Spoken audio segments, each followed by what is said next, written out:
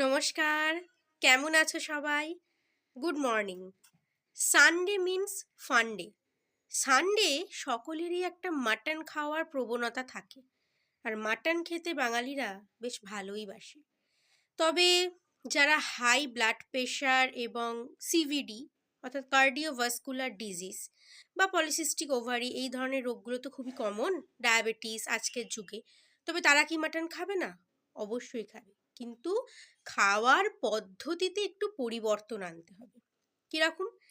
মাটনটা প্রেশার কুকারে সেদ্ধ করে জলটা ফেলে দিন, অর্থাৎ ওই জলের মধ্যে অনেকটা ফ্যাট বেরিয়ে গেল। তারপর সেই মাটনটা রান্না করুন। আরও যদি মনে হয় আরও লো ফ্যাট ভাবে খেতে চান, তাহলে আর একবার সিটি মেরে সেই জলটা ফেলে দিন। মানে জাস্ট প্রেশার কুকারে দিন, সিটি মারুন, জলটা ফেলে দিন, আবার দিন, সিটি মারুন, ফেলে দিন। তো এইভাবে ফেলে দেওয়ার পর, জলটা ফেলে দেওয়ার পর যদি মাটনটা রান্না করেন, তাহলে হয়তো স্বাদে একটু কম্প্রোমাইজ হবে, বাট খুব খারাপ খেতেও হবে না। তাহলে কি হলো, ফ্যাটটা বেরিয়ে গেল, যেহেতু মাটন অবশ্যই হাই ক্যালোরি এবং প্রচুর ফ্যাট থাকে, তো সেটাও আমার শরীরে গেল না, মাটন খাওয়াও হলো। অর্থাৎ খাদ্যের এই যে মডিফিকেশন, এর মাধ্যমে কিন্তু আমরা খাবারটা খেতেও পারি, আবার সুন্দরভাবে ইউজও করতে পারি।